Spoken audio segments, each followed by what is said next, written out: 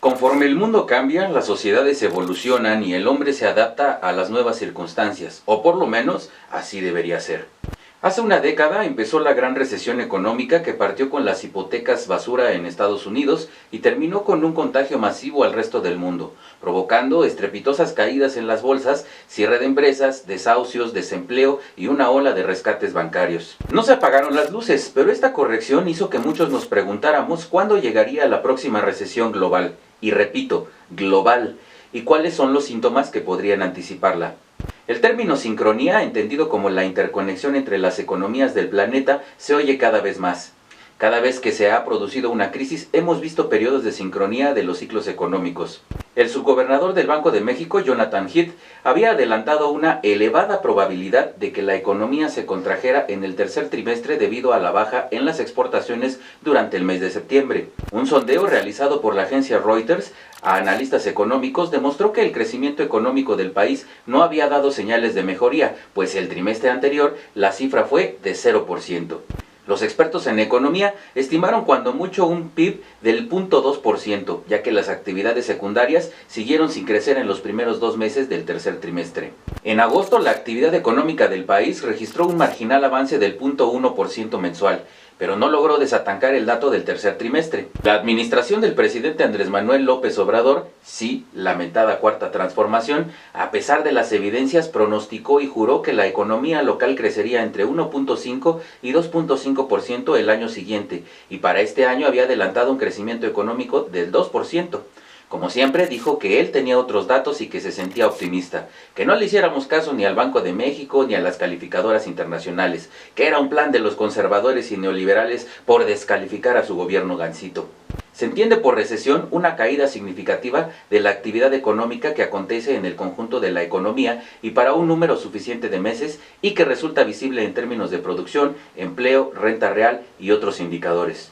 Pero, ¿cuáles son los síntomas de una recesión? Aumento del desempleo ante la incapacidad de generar nuevos empleos porque no hay crecimiento y en el caso de un crecimiento negativo aumentan los despidos. Disminución del consumo, ya sea por el aumento de precios, inflación, o por la disminución de la capacidad de consumo, menos dinero, mayores tasas de interés en créditos, etc. Aumento en la cartera vencida de los créditos, provocada por la falta de capacidad de pago de los deudores, que a su vez es provocada por la inflación y el aumento en tasas de interés. Disminución del Producto Interno Bruto, ya que disminuye el consumo, y el aumento de inventarios, sobre todo en la industria manufacturera. Ahora bien, como ya he mencionado en anteriores videos, el Producto Interno Bruto se refiere al valor agregado de la producción de bienes y servicios de un país, por lo que su crecimiento está asociado a la generación de empleos, avance en los salarios y un mejor desempeño de las empresas y de la rentabilidad que éstas generan. Las recesiones se caracterizan por el empeoramiento de la economía durante al menos 2 trimestres consecutivos. Es así que por eso suelen conllevar una disminución del consumo, de la inversión y de la producción de bienes y servicios, lo cual provoca a su vez que se despidan trabajadores y por tanto aumente el desempleo.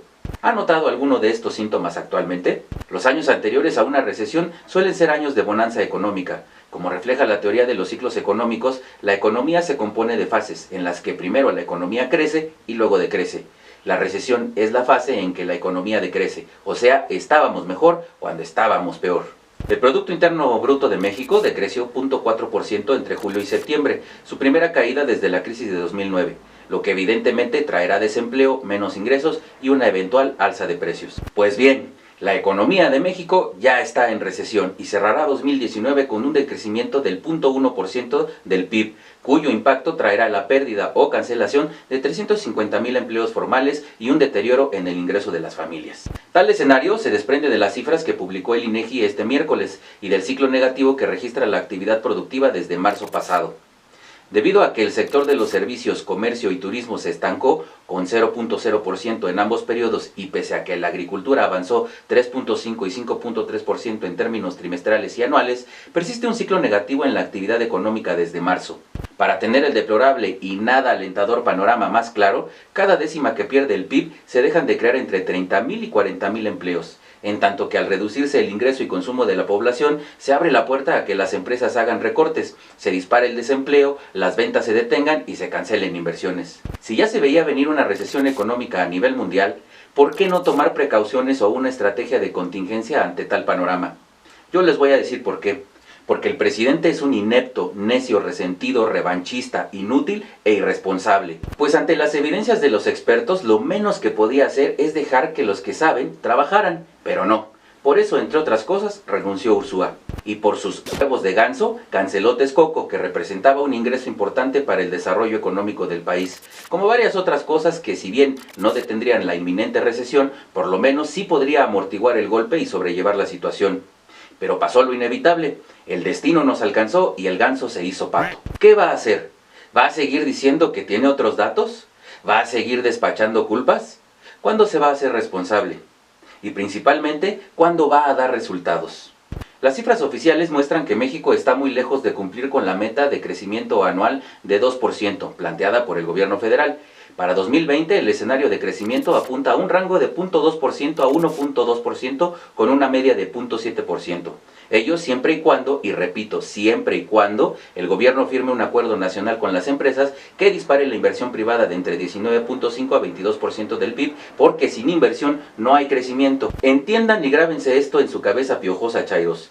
El gobierno no genera dinero, el gobierno administra lo que tú y yo y los empresarios generamos. La economía mexicana pasó de desaceleración a la contracción o de crecimiento en sus principales motores económicos, como la industria y servicios, pues la mayoría de las ramas industriales operan en terreno negativo y prácticamente están en fase recesiva. Al presentar el indicador trimestral de actividad económica estatal, el INEGI informó que 22 entidades tuvieron cifras negativas entre abril y junio de 2019.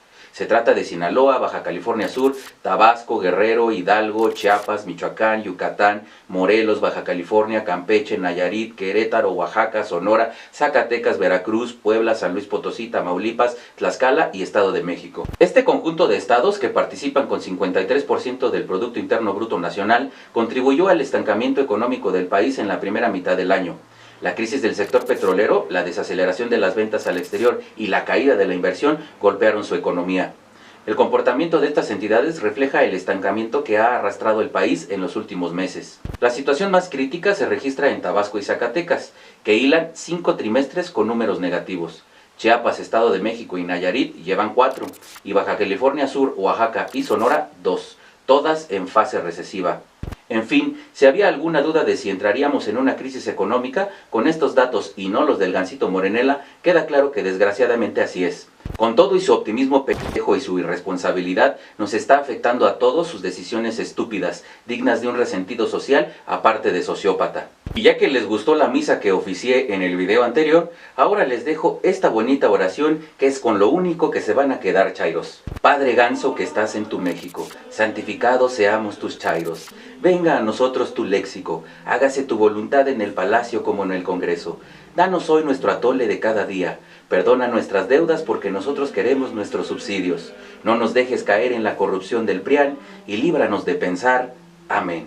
Sigue nuestras redes en Alterno 180, espero tus comentarios. Suscríbete y presiona la campana para recibir nuestras notificaciones.